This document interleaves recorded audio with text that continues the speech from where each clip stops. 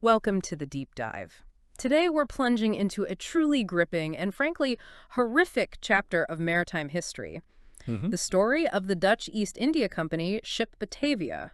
It's quite a tale. We'll be looking at the shipwreck in 1629 off Western Australia, but more so the absolutely chilling events that followed on the islands. Yeah, the descent into brutality is almost unbelievable. For this deep dive, our main guide is the Wikipedia article on the Batavia. Right. It does a good job compiling the historical accounts, archaeological findings. Yeah, It gives us a solid base to explore this tragedy. exactly.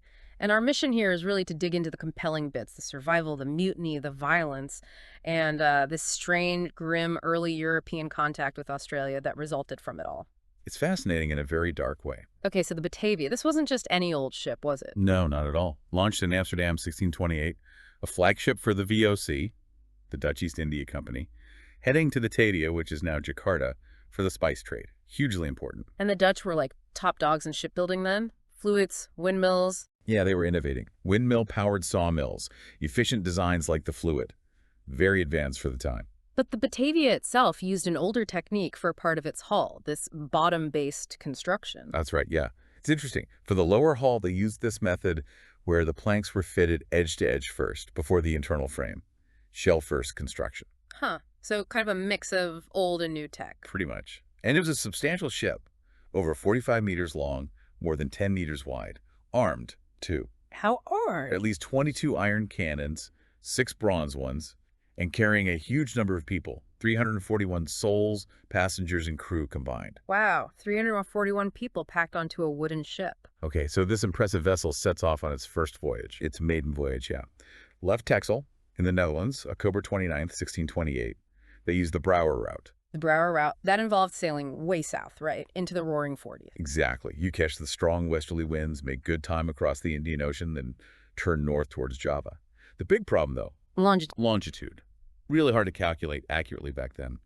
So you could easily misjudge how far east you were and, well, run into Western Australia, which is what happened. And on this fateful trip, we have some key players whose interactions become critical. Oh, absolutely. You've got Francisco Pelsart, the commander. He's a senior merchant, technically in charge overall. Okay. Then there's Arian Jacobs, the skipper, the actual captain of the ship. Hmm? And there was already tension there. Attention, why? Pelsart had apparently chewed Jacobs out publicly for being drunk earlier.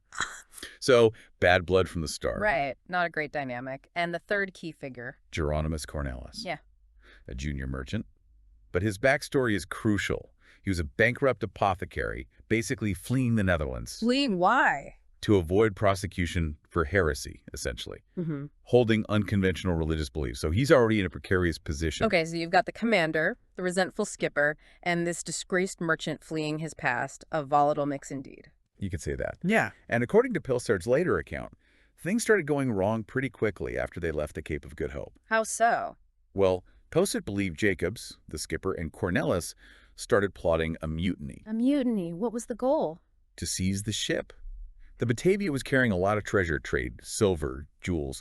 The idea was to take it all and, start a new life somewhere, maybe become pirates. And Jacob supposedly steered the ship away from the rest of the fleet deliberately. That was Pelsart's accusation, yes, to isolate the Batavia and make the mutiny easier. And the way they planned to trigger this mutiny, it's just awful. It really is. The plan, allegedly, involved staging an incident.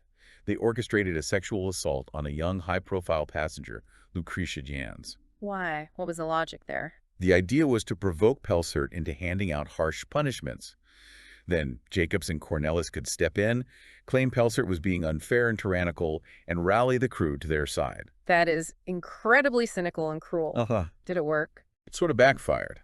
Jans couldn't definitively identify who attacked her, so Pelsart couldn't punish anyone specific, and the mutiny didn't immediately ignite the way they'd hoped.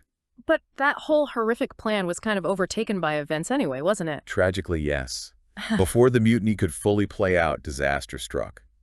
June 4th, 1629, the Batavia smashed into Morning Reef. Near Beacon Island, you said? Part of the Houtman-Abrolhos Islands? Exactly.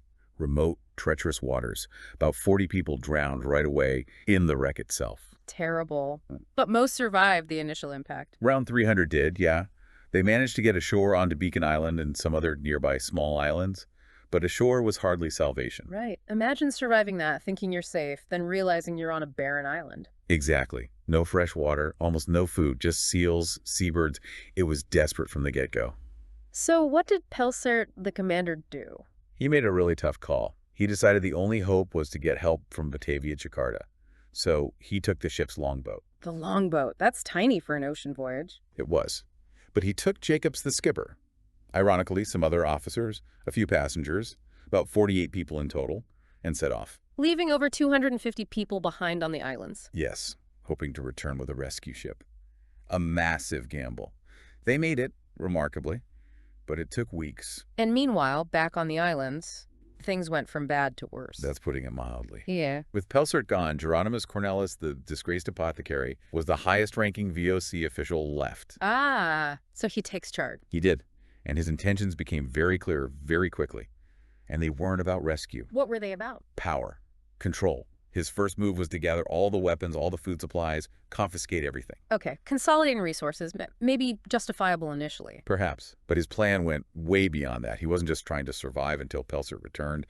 He planned to seize any rescue ship that showed up. And do what? Sail away? Sail away and establish his own kingdom. Use the salvage treasure. He saw this disaster as his opportunity. Wow. That's quite the ambition. But he had potential rivals, surely. Soldiers. Exactly. There was a group of soldiers among the survivors, led by a man named Weeby Hayes. They were loyal, trained, a threat to Cornelis. So Cornelis needed to deal with them. He did, very cunningly and cruelly.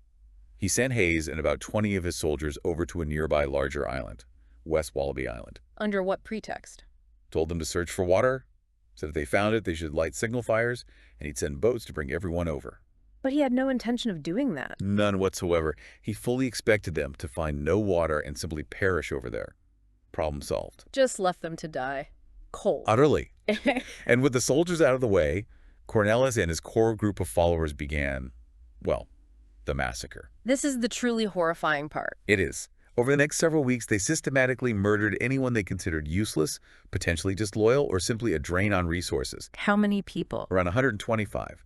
Men, women, children, even infants. It was brutal. Did Cornelis do the killing himself? Mostly no. He directed it. Coerced others into doing it. He'd find excuses. Someone stole food, someone complained, or sometimes no excuse at all. Just terror and control. Pure terror. Yeah. It seemed to evolve from maybe a twisted survival logic to actual pleasure in the killing and the power it gave him. He kept some women as sex slaves, including Lucretia Johns, the woman from the earlier incident. God, it's sickening. What was his endgame number? How many did he want left? He apparently aimed to reduce the population to about 45 people, a loyal core that he could control easily when the rescue ship arrived for him to hijack. A private kingdom built on corpses. Just nightmarish. But what about Hayes and the soldiers? The ones he left for dead? Ah, well, that's where Cornelis's plan hit a snag. Against all odds, Weeby Hayes and his men did find water on West Wallaby Island. They found water. Yeah. Seriously. And food sources too, wallabies, birds. They were actually doing okay. They lit the signal fires, expecting Cornelis to keep his word. But he ignored them, obviously. Of course. But then, some survivors managed to escape Cornelis's island. They built makeshift rafts, risked the journey, and reached Hayes. And told him what was happening. Exactly. Told him about the massacres, the tyranny. Hayes and his men finally understood the situation. So now you have two camps. Cornelis's group of murderers and Hayes's group of soldiers who know the truth. Precisely. And Hayes's men weren't just sitting ducks, they were soldiers. They started preparing. Made makeshift weapons, pikes from salvaged wood and nails, clubs. And they built a small fort out of limestone blocks and coral. Simple, but defensible. Smart move. Did Cornelis try to attack them? Oh, yes.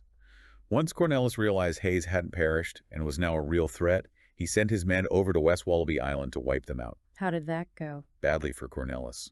Hayes's soldiers were better fed, thanks to finding food and water. They were disciplined, and they fought back hard. They repelled several attacks. So the tables were turning. Cornelis must have been getting desperate. Very. He even went over himself, trying to trick Hayes or negotiate, maybe. It's unclear exactly what his plan was. But didn't work? Nope. Hayes and his men managed to capture Cornelis himself, took him hostage. Wow. So the leader of the mutineers is captured by the guys he tried to kill off. Incredible turnaround, isn't it? Yeah. Even then, Cornelis's remaining followers launched another major attack. They even had a couple of muskets they'd salvaged somehow. It was apparently a very close fight. A brutal showdown on these remote islands. And then Finally, salvation appeared. October 1629. The rescue ship Sardam, with Pelsart aboard, arrived. Pelser made it back after all that time. He did. But imagine the scene. As the Sardam approaches, there's this mad dash from both sides. Cornelis's men trying to reach the ship first to potentially overpower it, and Hayes's men trying to get there to warn Pelsart. Who got there first? Hayes. He and his men reached the Sardam, got aboard, and told Pelsart everything. The mutiny, the massacres, the whole nightmare. Pelsart must have been horrified, stunned. Completely. The rescue mission instantly turned into a mission to round up the murderers. Was there much resistance left? A short battle. But with the soldiers from the Sardam joining Hayes's men, Cornelis's remaining followers were quickly overwhelmed and captured. So, justice, finally. What happened to them? Pelsart acted fast. He knew he couldn't take everyone back to Batavia easily, so he held a trial right there, on the islands. A trial on the islands? Yeah, a summary court on Seal Island. Cornelis and his main ringleaders were found guilty pretty quickly. And the sentence? Execution. Ah. Hanging. And for Cornelis and a few others, they added a particularly gruesome punishment first. Oh. They chopped off both their hands before hanging them. A stark warning. Brutal. A brutal end to a brutal saga. But not everyone was executed there. No. Two mutineers considered lesser offenders. Really do? And a cabin boy, Jan Pilgrim de Bay, were given a different sentence. Which was? Marooning. They were put ashore on the Australian mainland and just left there. Left on mainland Australia? What happened to them? Nobody knows. They were never seen again.